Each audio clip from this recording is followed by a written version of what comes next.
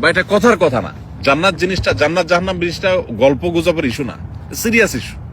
হয় জান্নাত নয় জাহান্নাম। আমার সারা জীবন ব্যবসা বাণিজ্য হলো না, ক্যারিয়ার হলো না, চাকরি হলো না। আমি একটা কথা সবসময় বলি, প্রবাসীদের মসজিদগুলোতে বিশেষ করে প্রবাসীদেরকে একটা কথা কমন শুনতে হয়, সেটা হলো তোর পরে বিদেশ যায় তোর চেয়ে বেশি জমি জমা কিনছে কেমনে, তুই কি করলি? হ্যাঁ, একই কথা মায়ের, একই কথা বাপের, বন্ধু বান্ধবের, বউয়ের, সবার একই কথা। তোর লগে একসাথে গেছে, যা 20,000 টাকা পরিশোধ করছে, দেনা দায় পরিশোধ করছে, এলাকা জমি জমা সব কিনা ভরাই ফেলতেছে, বাজারে দোকান নিছে, শুনছি ঢাকাও ফ্ল্যাট বুকিং দিছে। আর তুই কি করস? তোর সাথে একসাথে গেছে, প্রতি বছর একবার করে আসে, তুই 3 বছর আসতে পারস না, তোর টাকা হয় না, কি করলি তুই? এই কথাগুলো খুব বেশি শোনা লাগে না আপনাদের? এটা কেন হয়? ওই যে বললাম, পুরা ফ্যামিলিকে টাকা দিবেন, এটা তার মাথা ঢুকেছেন, আপনার মাথাও পোক ঢুকছে, তার মাথাও পোক ঢুকাইছেন। সেও মনে করে টাকা দিতে পারলেই ছেলে আমার সাকসেস, ছেলে আমার সততার পথে থাকতে পারলেই সাকসেস, এটা তার মাথায় ঢুকে নাই, আপনার মাথায়ও সেটা নাই। এই জন্য সেও সুখে নাই, আপনিও সুখে নেই, না সে সুখে আছে না আপনি সুখে আছে। তো এই জন্য ভাই, দৃষ্টিভঙ্গিটাকে বদলানোর চেষ্টা করি। আল্লাহ তাআলা আমাদেরকে সে তৌফিক দান করুন। আমরা এই প্রবাস জীবনে যতদিন থাকবো, আল্লাহর আদেশ নিষেধ মেনে পরিপূর্ণ এবং খাঁটি মুসলমান হওয়ার চেষ্টা করব। আমার জীবন চলে যাবে, ফজর নামাজ মিস হবে না জামাতের সাথে, রাতে আমি ওইভাবে শোবো, ওইভাবে ঘুমাবো, আমার ফেসবুক টিপাটিপি বা ইউটিউব টিপাটিপি করে গিয়ে আমার ফজর নষ্ট হতে দেবো না।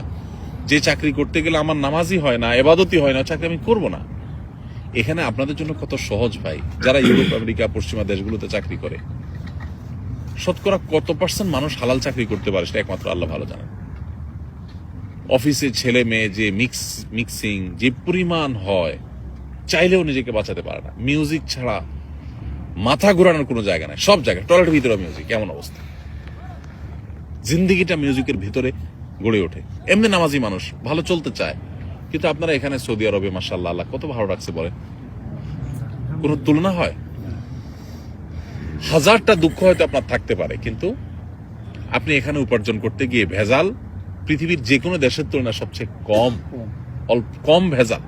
ভেজাল ছাড়া তো পৃথিবী কোথাও নাই, কিন্তু অন্য দেশের সাথে কম্পেয়ার করলে আল্লাহ আপনাকে জান্নাতে রাখছেন এখনো। এনে আমাদের শুকর আদায় করবেন। আমাদের ভাইরা যারা রেস্টুরেন্টে, এখানে যে ভাইয়ের রেস্টুরেন্ট আছে, আরো অনেকে রেস্টুরেন্টের সাথে এখানে ইনভলভ আছেন মাশাআল্লাহ। ইউরোপ আমেরিকাতে রেস্টুরেন্ট মানে কি?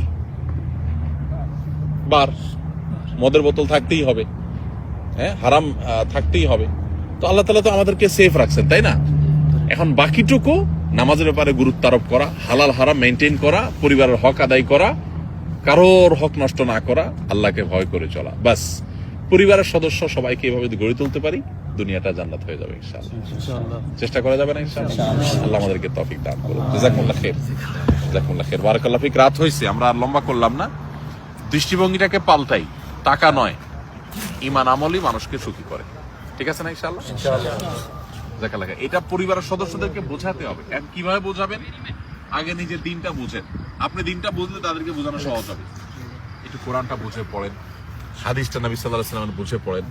প্রত্যেকটা জিনিসের ক্ষেত্রে যদি এরকম বুঝে দিনটাকে মানতে পারেন, মুসলমান বাই চান্স না হয়ে মুসলমান বাই চয়েস যদি হতে পারে, কোরআনটা একটু অর্থ সহকারে বুঝে পড়েন।